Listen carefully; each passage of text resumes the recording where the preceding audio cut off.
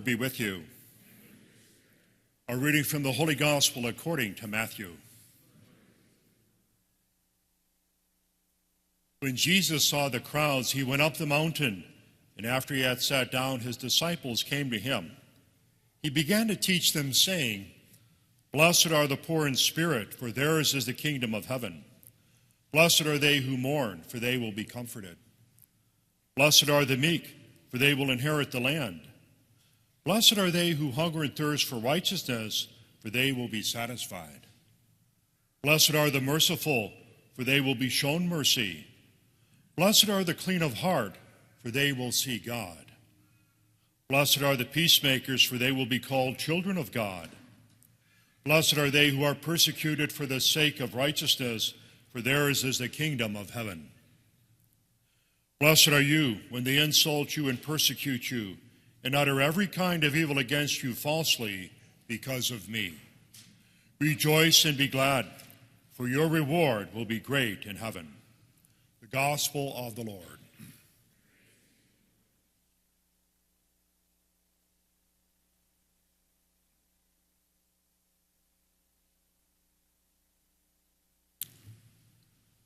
The Beatitudes mentioned in our Gospel today are truly God's ways, rather than the ideals the world holds. And although there is hardship found in living out the Beatitudes, no good work will go unnoticed by God.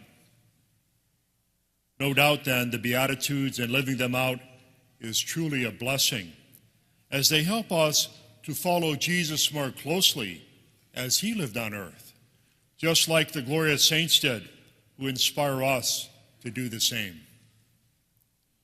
Likewise, the Beatitudes are the values and virtues that should form our character, and by living them out, by God's grace, no one will not be knocked off the road to heaven.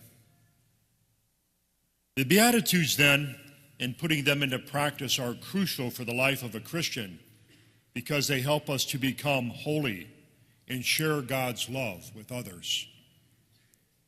For an example to show us how the Beatitudes help us to be holy and share God's love, let us look in more depth at the Beatitude, "Blessed are the merciful, for they will be shown mercy."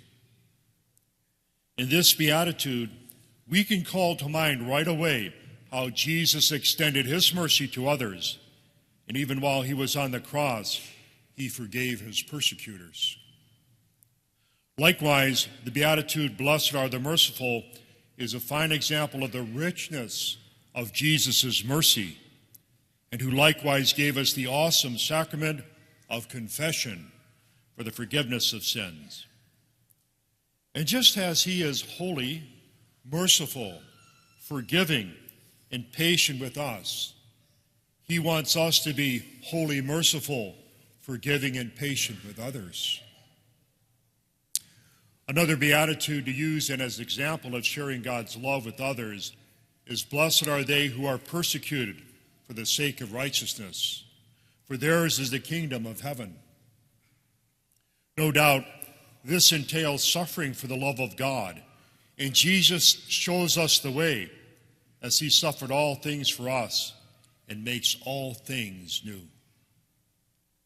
Similarly, to win the souls for Christ, we have to be willing to go the extra mile. This, of course, is with all others, especially in those difficult times or when they may rally against us, and all the while to continue to spread the gospel in love. And without question, Jesus promises that those who suffer for his sake and remain faithful will receive a great reward in heaven. Now, for a stark difference, let us look at someone who is in a position to carry out the Beatitudes but ignores them. Like in the example of the Beatitude we talked about, "Blessed are the merciful, for they will be shown mercy." In this case, because the person did not practice mercy when he or she could have, what do you think is going to happen to that person when it is time to render an account before God? If you thought it would be opposite to receiving mercy, you are on the mark, and is why we want to always make a good examination of conscience so we never experience that fate. Of course, a powerful example we have of this is the parable of the rich man and Lazarus.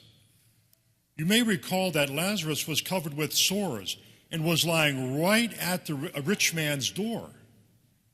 However, the rich man never lifts a finger to help or shows any kind of mercy whatsoever. Now, at the end of this parable, they both die, and the roles are reversed.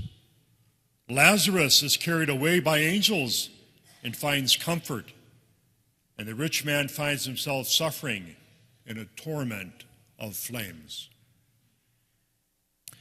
As we reflect on the Beatitudes today, which is the way of the Christian, let us readily call to mind that we have been given an immeasurable gift to be called Jesus' disciples.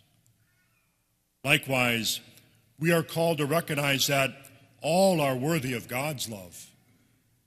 And as Jesus' disciples, we want to be at that front of the line, living out the Beatitudes and extending God's love to others.